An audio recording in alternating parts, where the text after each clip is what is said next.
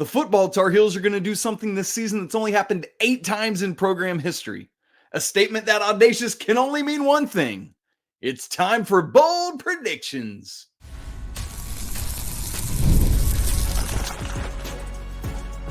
You are Locked On Tar Heels, your daily podcast on the UNC Tar Heels. Part of the Locked On Podcast Network, your team every day. Hey there, what's up? It's Monday, August 26th, 2024. Welcome into the Locked On Tar Heels podcast, the only daily North Carolina show out there. I'm your host, Isaac Schade, and you're joining me at the place to get your Tar Heels content every single day, part of the Locked On Podcast Network. I want to thank you for making us your first listen or first watch to get your Tar Heels content. Special shout out to all of you everydayers out there and all the members of the Locked On Tar Heels Discord family. Welcome in to all of you. This episode's brought to you by the Ultimate College Football Head Coach, which is a brand new mobile game, completely free, has no ads, and is 100% playable offline. Use promo code LOCKEDONCFB, all caps, inside the game store to receive a free boost to your program. Begin your coaching legacy today. Coming up on the show, it is finally here. It's game week for football. It ain't coming on Saturday. It's going to be Thursday. And folks, great news. We will have either college football or college basketball every Saturday from now through April 5th. How can you not love it? It's the best time of the year. Come on, baby. I can smell the chili cooking already. Coming up on the show today, it's going to be so fun. 3 bold predictions for Carolina football, plus 2 kind of joke bold predictions added in for good measure. They're certain to go wrong. I love bold predictions because you just shoot your shot. But when it fails, it's like, well, it was supposed to fail. No, in all seriousness, I want to suggest things that while unlikely could happen, right? Like, and I want to base those in some level of merit and fact. They're not just total fabrications. They're based on a belief that I have based on statistical data or trends or something. So we'll talk about those. Plus, Coach Brown has made the quarterback situation even more convoluted than it already was. But I tell you what, his former quarterback showed out well on Sunday Night Football last night. We'll talk about all that coming up today. Let's start with these 3 bold predictions for Carolina football. We're going to do the first 2 right here in segment 1. Number 1, for the first time in Mack Brown 2.0 era and just the 9th time in Carolina history, the Tar Heels will win 10 or more football games. And I know that sounds absolutely wacky because for the first time in Mack Brown 2.0, there's not a guy named Sam Howell and there's not a guy named Drake Maye. But in those 5 years that Mack Brown has been back, isn't that crazy? This is year 6. Those 5 years have been 7 wins, 8 wins, 6 wins, 9 wins, and last year 8 wins. Either of those last 2 seasons should have gone to double digits, but they didn't. So how tragically funny and quite frankly frustrating would it be for the Heels to get 10 wins or more this year for the first time in Mack Brown's second stint, but with neither of those guys as quarterback? Last double-digit season win for the Tar Heels was in the 2015 season when Carolina went 11-3 and got jobbed in the ACC championship game. That will always come back as there's no saying they would have won, but my goodness, what an egregious call. That ranks right up there with the women's soccer team getting that call against UCLA in the championship in 2022. Anyway, before 2015, the last time Carolina won double-digit games was 1997. That was Mack's last year of round 1. Tar Heels went 11-1. In all, I said it earlier, just 8 double-digit win seasons ever in Carolina history. Let me give you the years of that. Let's go all the way back to 1914 was the first time it happened. And then in 72, 80, 81, 93, 96, 97, and just once in the 2000s, and that was 2015, as we've already said. That's it. That's the only 8 times the Tar Heels have ever won double-digit games. But 2024 is going to be number 9. And I said all of these aren't just like some random pie in the sky, but based on some level of something. Number 1, some of this for me goes back to the fact that Carolina's schedule is quite easy, at least on paper. Thank you very much. Georgia Tech, proved a little bit of, why you got to actually play the games. Proved that on Saturday. But on paper, again, as a reminder, we talked about this last week, Carolina is only playing 2 of the top 7 teams in terms of the ACC preseason media poll. That's NC State and that's Florida State. So, there's that. The other side of it is that while you lose Drake Maye and while you lose Tez Walker and Cedric Gray, I truly believe that this team has the potential to be a better all-around team. And I think that a big part of that is the defense. I think the offense will certainly regress at least a good, solid margin, and that's because there's no Drake Maye. And with all due respect to Max Johnson and Jacolby Criswell and to Conner Harrell, whatever order they wind up being in, none of them are Drake Maye and just not going to be. But you got a lot of skill guys around them. Obviously, the offensive line is a question. But all told, I think it's possible. So that's bold prediction number 1. Again, sure to go wrong. The Tar Heels will win 10 games. By the way, I forgot to mention, I should go ahead and say, I always love, obviously I'm making my bold predictions. I want to hear yours, right? Because this is our show. This isn't just about me. This is all of us as part of the Locked On Tar Heels family. All right, bold prediction number 2. Let's go to the defensive side of the ball.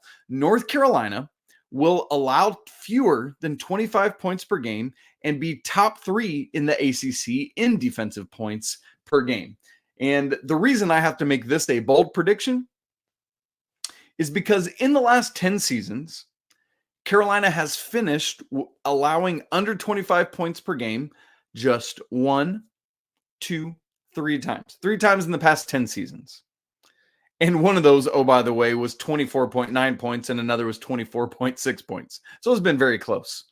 And in terms of finishing top 3 in the ACC in points per game, you know how many times that's happened the last 10 seasons? 0. 0 times. They finished 4th in 2015 and 5th in 2019. Other than that, here's the other 8 in the last 10 years where Carolina has finished in the ACC in points per game allowed. 9th, 14th, 11th, 8th, 13, 13, 9, 14. So other than that 4th and 5th, they've not even finished in the top half of the ACC in the past decade. Y'all, that's got to change. And I'm going to say that it starts now. Last time Carolina was in the top 3 of the ACC in points per game allowed, 2009. At that point, there were 12 teams in the conference instead of 14, and one of those teams was called Maryland. That's how long it's been. So let me give you the why. Again, because I always want to base it in a level of reality. I truly believe this North Carolina defense has the talent to do what needs to be done. I think the last couple years, it's been a schematic issue. The couple years before that, I think it was a too much information issue.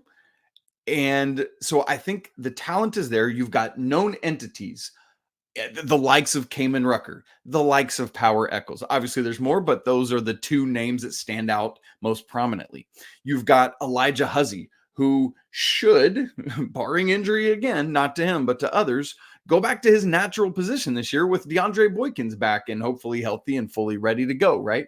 I think the back end of the defense is going to be better. The front end of the defense should be better. And I know you lose Ced Gray, but I think the midpoint, the linebackers, are going to hold their own, as has kind of been the progression the last couple of years.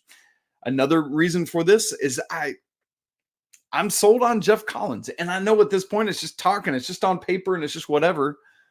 And we're not going to truly know, and might not even know after Thursday night, and then probably won't know the next couple weeks after that because of the opponents. But I think it's going to be there.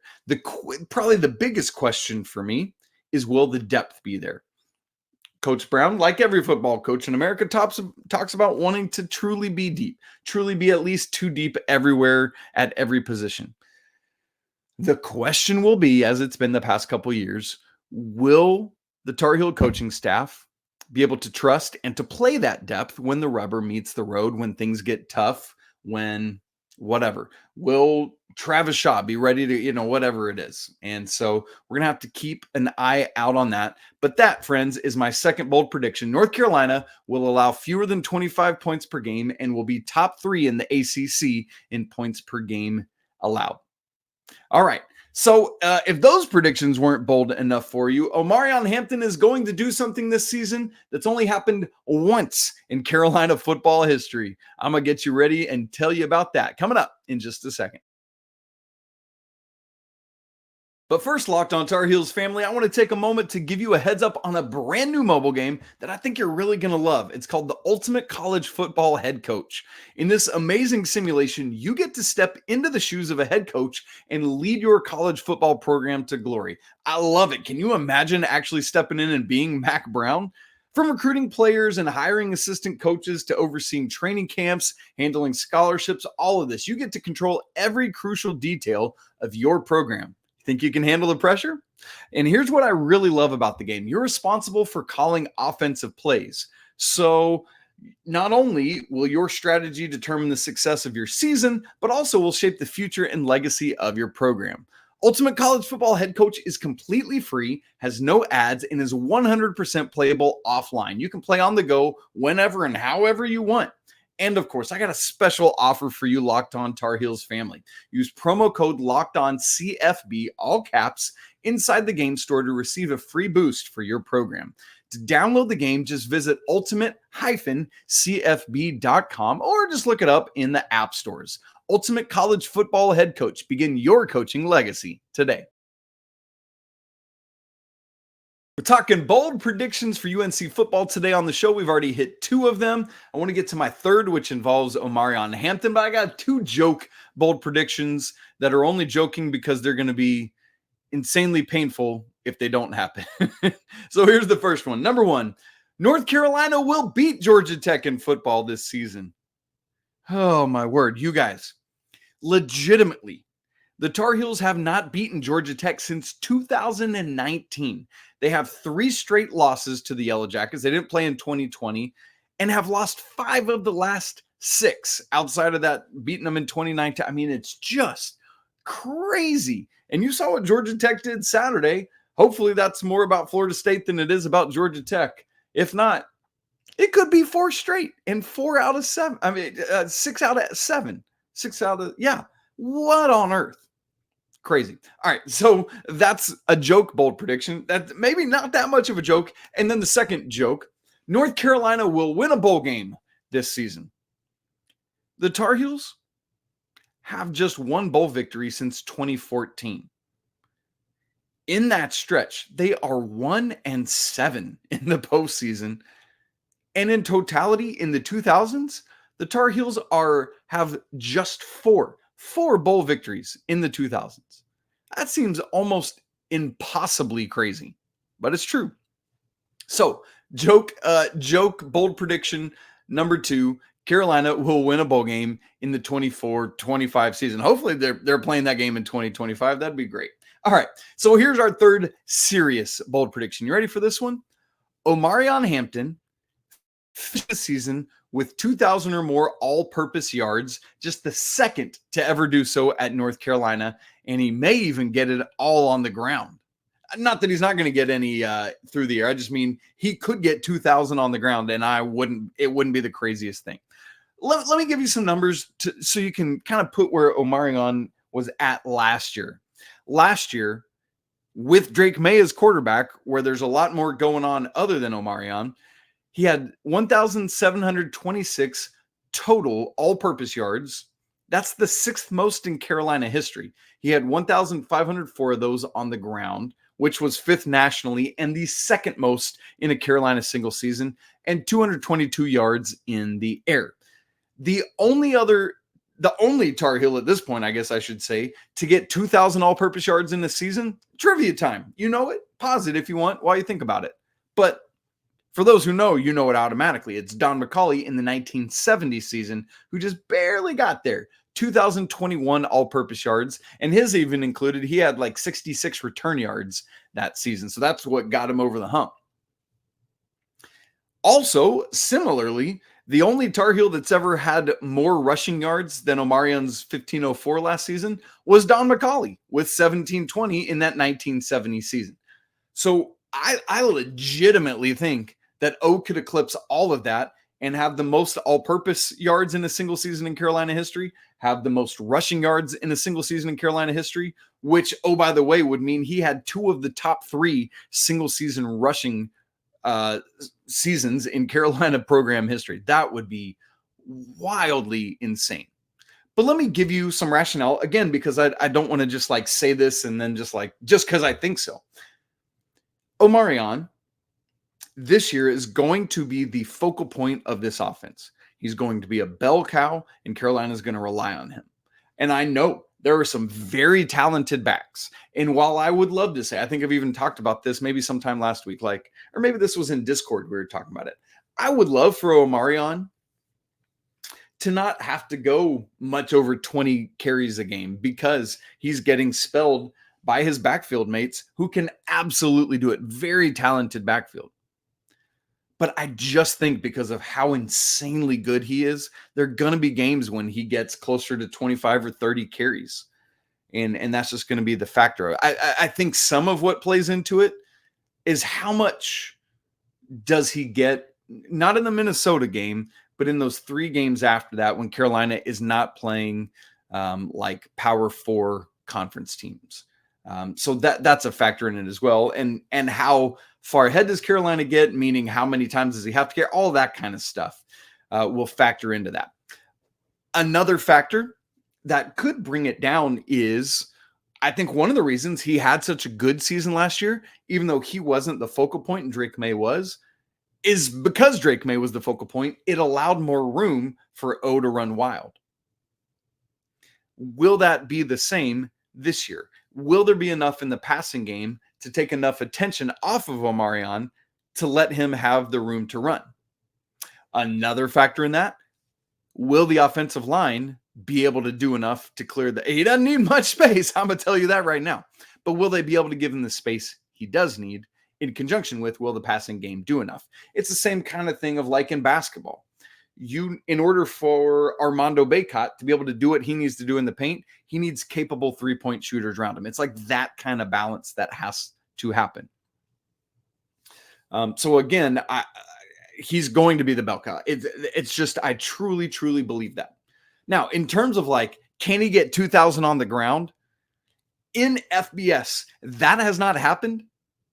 Not for North Carolina, for the entire nation since 2019. That's the last time we had a 2,000-yard rusher on the ground. There was 3 running backs in 2019 that did it. Chuba Hubbard, J.K. Dobbins, and Jonathan Taylor. You heard those names, right? And oh, by the way, Jonathan Taylor had also done it the season before, back-to-back 2,000-yard rushing seasons, if you didn't remember. And in 2018, he was the only player in the nation to do it. So that's going to be a wildly elite list if Omarion can get on it. But another thing, at least in terms of the all-purpose side of this that I didn't mention, is, a lot of the reports from camp are that he's been working really, really hard on his pass catching because he knows he needs to be a more complete back to be a 3-down, every down back at the next level because he's got the talent. And so I think we will see more than that 222 receiving yards this year. And that could help offset, let's say he could go up to 400 receiving yards. That means just quote unquote, 1,600 rushing yards. And he's there. He's at 2,000. Man. So I think I really, truly think he can do this. Of the 3 bold predictions, I think this one is the most likely to happen. Would you agree? Or do you think one of the other 2? And again, I want to hear your bold predictions. Well, speaking of, can the passing game help draw some of the attention away from Omarion? The quarterback battle rages on for North Carolina. And it sounds like we might not even find out who won the battle even during the game on Thursday. I'll explain why coming up in just a second. Right after I tell you about 5-Hour Energy. Look, y'all, just about every day after lunch, man, I am feeling it. It's not turkey. It's not tryptophan, nothing like that. It's just that afternoon lull, man, and I need a pick-me-up. And if you're like me and you feel that too, good news. You're not alone. In fact, research shows that more than 70% of us hit that wall after lunch. Well, why not let a 5-hour energy shot help you leap over that wall instead of crashing into it like I usually do? One of the things I've been doing is working on cutting sugar as I get older. I'm 40 now. And so I love that 5-hour energy has 0 sugar, but it's got a convenient portable size and is the perfect pick-me-up for getting stuff done. The 5-hour energy website has flavors galore: watermelon, tropical burst, grape, berry, and more. Why not go try them all? And on the site, you have even the option to build your own 12 or 24 pack. You choose the flavors and then it's delivered right to your door. Just go to 5hourenergy.com and get some 5-hour energy product today. You can use my promo code LOCKEDONCFB to receive 20% off your order. Offers is only valid, until September 30th on one order and cannot be used with other promotions. And the code is no good on subscription orders. Go to 5-hour energy. That's the number 5, not spelled out, .com today. Because of the nature of Carolina's game being on Thursday evening to kick off the season this week at Minnesota, Coach Mack Brown met with the media on Friday for his press conference. And obviously, the biggest question that everyone wants to know about leading up, in addition to really no depth chart, okay, is the whole quarterback thing of it all, which is funny because that plays into the depth chart thing as well. Interestingly, I think because of that, it sounded like from Mack's comments that they were, preparing to release the depth chart, which would have let us all know about the quarterback situation. And then they're like, no depth chart, no quarterback answer yet. And Mack said so much about the quarterback situation in his press conference. And it was like, just when I thought I had a handle on what he was meaning, he would explain it a different way and then a different way to where, it was like, he was even trying to read people's minds of what they would think, like, oh, they're planning to play 2 all season long and they're doing this. Here's my takeaway from it all. You can go watch his press conference. It's, always on YouTube. You got all that. But here's what I truly believe.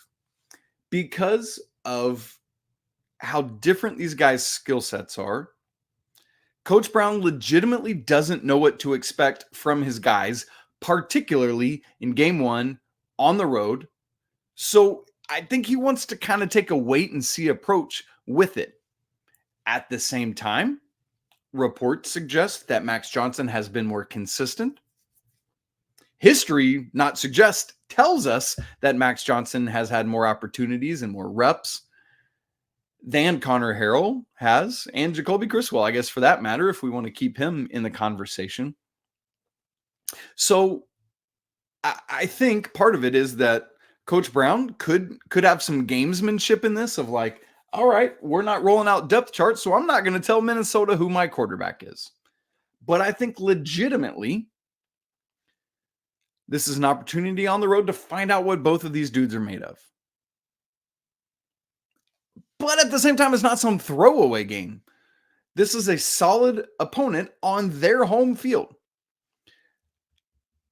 And success or failure in game 1 of the season, in a lot of ways, is going to set and shape the tone for the rest of the season, even though it's a non-conference game and doesn't, especially now in the expansion playoff era, doesn't win or lose you the entire season as it used to.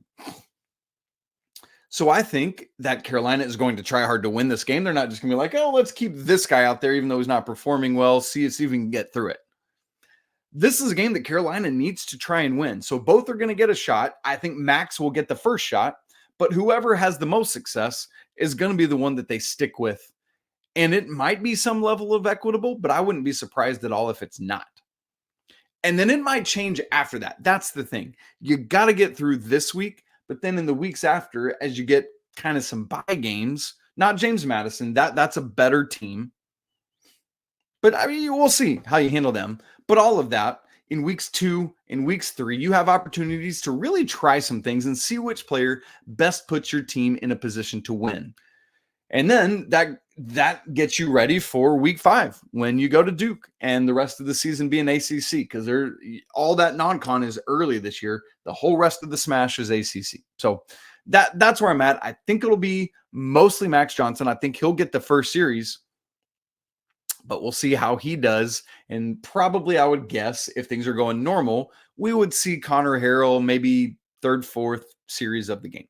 So that's my thought, and we'll see. Also, some news came out that Carolina is bringing back helmet stickers, which can be gained for a variety of reasons. So that'll be fun to see. I just always think that's a neat thing. Switching to a little bit of basketball, we got just several tidbits here as we're walking through the show. Big congrats to Paxton Wojcik.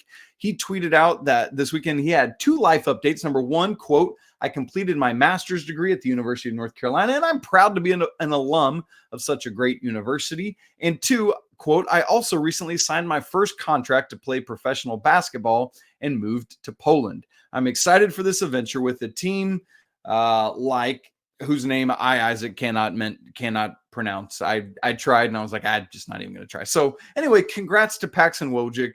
I thought Ross Martin, who used to write for Inside Carolina, he said it really well on Twitter. This is how to work the system on scholarships in the transfer portal. Ivy League degree from Brown, one fun season in Chapel Hill, lifelong connections with the Carolina basketball family, a master's degree from North Carolina, and then you go play abroad for a few years and travel the world. I mean, honestly, bro, you're doing your young adult life right. And I'll add to this, after all that, if he has any desire to coach, his dad is big time name in the coaching circle. He was an assistant at Carolina and an assistant at Notre Dame, has been an assistant for a while now at Michigan State. In fact, this year, he's the associate head coach to Tom Izzo and had a couple of head coaching stops at Tulsa, College of Charleston as well. And so Paxton could follow in his dad, Doug's footsteps, if so he wanted to. So congrats, Paxton. Really proud of you for that. Also, we talked quarterback battles. How about Drake Maye? He's mired in one as well. They played the Commanders. The Patriots did on Sunday night on NBC, so that's pretty cool. Too bad there's no more Sam Howell, because that would have been Sam Howell against Drake Maye. Unfortunately, Jacoby Brissett got hurt. I think it was in the first series of the game, at least early in the game. So Drake has to come in, leads a touchdown drive. They were 3rd and 14 on their own 8. And of course, Drake Maye picks it up with his feet, because that's what Drake Maye does. A lot of the nation's like, wow, look at what he can do. And we're like, yeah, we know. And you know what else? We know he didn't slide. Of course he didn't slide at the end of it. And all the nation's like, why don't you slide? And we're like, we know he doesn't slide.